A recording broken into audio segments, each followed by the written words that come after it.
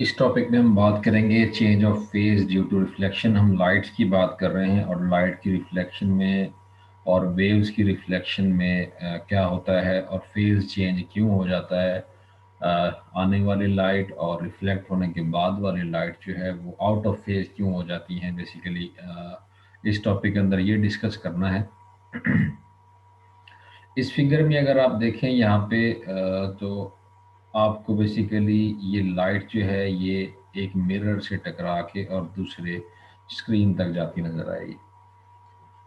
ये आपको अगर आप मिरर की जगह से यहाँ से अगर आप देखेंगे तो आपको बेसिकली लाइट के दो सोर्सेज नजर आएंगे। एक सोर्स होगा एस जो कि रियल सोर्स है, और दूसरा सोर्स आपको यहाँ से जो लाइट जो कि ये रिफ्लेक्ट होकर आ रही है यहाँ से एक इमेजिनरी सोर्स की सूरत में यहाँ से नजर आएगी। ये बेसिकली लाइट मिरर यानी कि आपको उसकी सेटिंग नज़र आ रही है कि लॉयड ने एक्सपेरिमेंट किया था। उसने कहा था कि अगर आप एक दरमियान में स्प्रेडिंग शीट रख के और उससे दो होल करके और एक मोनोक्रोमेटिक लाइट से दो सोर्स नहीं लेना चाहते तो आप इस तरह की सेटिंग से भी दो सोर्सेज जनरेट करके और उससे आप इंटरफेरेंस जो है वो करवा सकते हैं।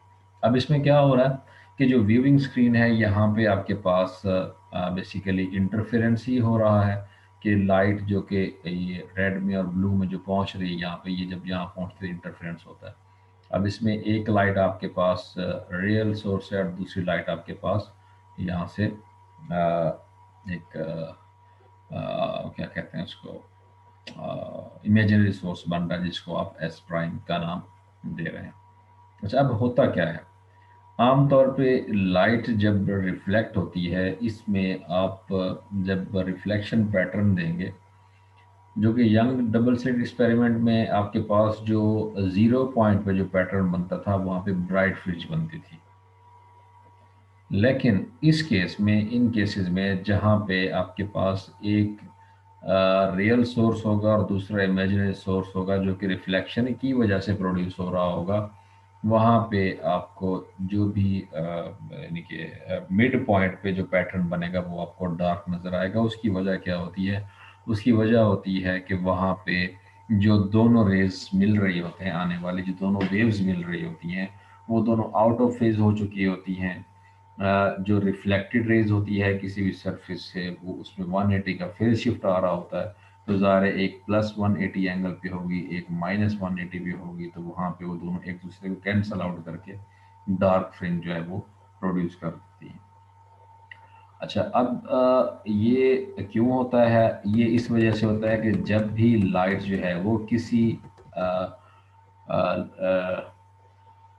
रेयर मीडियम से टकराती है किसी डेंसर मीडियम के साथ और वहाँ से रिफ्लेक्ट होती है तो उसमें 180 का फेज शिफ्ट आ जाता है और उसमें जो फेज होता है वो उसका उलट हो जाता है।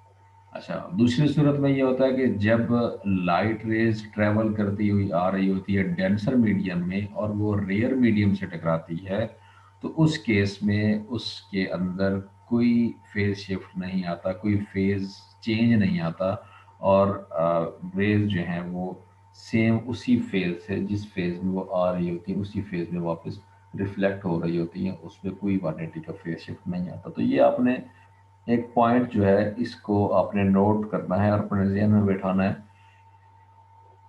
कि लाइट का ट्रेवलिंग मीडियम कौन सा है और वो लाइट जो है वो टकरा किस मीडियम से रही है।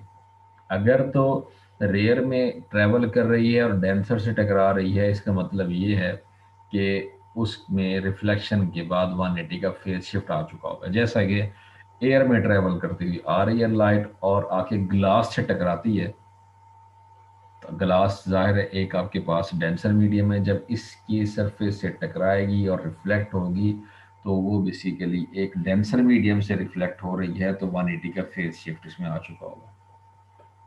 अच्छा, अब आप एक दूसरी एग्जांपल लें जिसमें आप एक ट्रांसपेरेंट ग्लास का पीस लें जो कि कुछ थिक होना चाहिए। उसमें ये होगा कि जब लाइट एयर से ट्रेवल करती हुई आएगी और उसका कुछ पार्ट, अब क्योंकि ट्रांसपेरेंट ग्लास है ज़ाहिर है लाइट कुछ उसकी सरफेस से रिफ्लेक्ट हो जाएगी और कुछ जो है वो उसके अंदर ट्रेवल करेगी। अब जो सरफेस के ऊपर से रिफ्लेक्ट हो जाएगी तो उसमें 180 का फेज शिफ्ट होगा रिमेनिंग लाइट जो है वो ग्लास के अंदर ट्रैवल करेगी। इसका मतलब ये है कि उसका ट्रैवलिंग मीडियम क्या होगा, वहां पे ग्लास होगा जो कि एक डेंसर मीडियम है।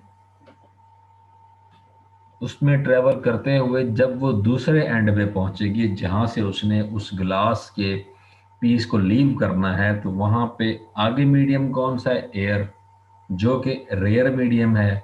इसका मतलब ये है कि डेंसर से रेयर मीडियम पे टकराएगी तब भी रिफ्लेक्ट होगी, और जब वो रिफ्लेक्ट होगी इसका मतलब ये है कि वो विदाउट एनी फेज चेंज जिस एंगल पे आ रही होगी वहां पे उसी एंगल से वो वापस रिफ्लेक्ट होके चली जाएगी। और जब वो उस पीस से बाहर निकलेगी तो अब आपके पास उस ग्लास ग्लास स्लैब से, उस ग्लास के पीस से दो वेव्स आपको मिलेंगी, एक जो कि टॉप सरफेस से रिफ्लेक्ट हुई और दूसरी जो कि बॉटम से रिफ्लेक्ट हुई। तो इन दोनों के दरमियान क्या होगा, 180 का फेज शिफ्ट होगा। उसकी वजह ये थी कि जो नीचे आने वाली है वो उसी फेज से वापस चली गई, और जो टॉप से गई थी वो 180 के फेज शिफ्ट से गई थी। तो जब इनका इंटरफेरेंस पैटर्न बनेगा तो उसमें जो जीरो पॉइंट होगा वहां पे अगर आप उसको ऑब्जर्व करेंगे तो वहां डार्क फ्रिंज होगी। ठीक है जी। तो उसके लिए इसने यहाँ पे ये एक पैटर्न बनाया। ये लॉयड की फॉर्मेशन भी थी, इसमें भी अगर आप देखें तो एक स्ट्रेट जा रही है और दूसरी जो है वो यहाँ से रिफ्लेक्ट होके जा रही है। तो इस तरह इसने एक पैटर्न बनाया जिसमें वो, अच्छा यहाँ पे एक एनालॉगी बेसिकली शो करवाई गई है कि comparison of reflection of light waves and waves on string, कि स्ट्रिंग जब आप वहाँ पे वेव्स प्रोड्यूस करते हैं तो रिंग जब जाके टकराती हैं किसी एंड के साथ तो वहाँ पे क्या होता है। अगर आप ए पहले केस में देखें तो ये आपके पास एक रिजिड सपोर्ट है कि स्ट्रिंग का ये साइड जो है ये यहाँ पे फिक्स किया हुआ। तो यहाँ से जब एक वेव आएगी और जब आग इससे टकराएगी और वापस मुड़ेगी तो वहाँ पे क्या होगा, वो आउट ऑफ फेज जाएगी, यानी कि 180 के फेज शिफ्ट की जाएगी, उलट डायरेक्शन में ट्रेवल करेगी। ठीक है।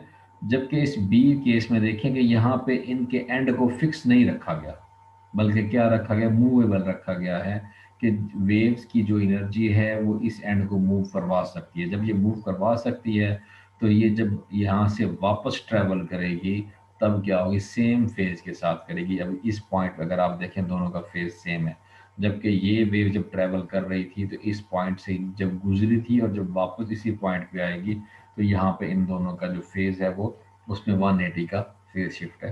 तो यही बेसिकली क्या होगा, लाइट के केस में होगा। अब यहाँ पे अगर आप देखें ये N1 है, यहाँ पे इस मीडियम का रिफ्रैक्टिव इंडेक्स कम है, इस मीडियम का रिफ्रैक्टिव इंडेक्स ज़्यादा है।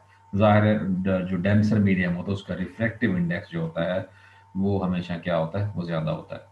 तो N1 जो है वो लेस है, N2 ग्रेटर है। जब लाइट यहाँ से आके टकराएगी और वापस रिफ्लेक्ट होगी तो इसमें 180 का फेज शिफ्ट आ चुका होगा, 180 का फेज डिफरेंस होगा आने और जाने वाली दोनों वेव्स के अंदर।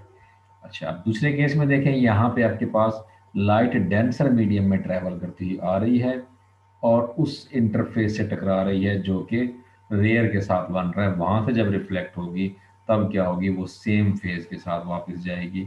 अब यहाँ पे N1 ग्रेटर है जो कि डेंसर है, यहाँ पे रिफ्रैक्टिव इंडेक्स बड़ा है, और यहाँ पे N2 जो है वो रिफ्रैक्टिव इंडेक्स कम है। तो यहाँ पे आपके पास क्या होगा, इसमें फेज शिफ्ट नहीं आएगा बल्कि लाइट जो है वो सेम फेज के साथ वापस ट्रेवल करेगी।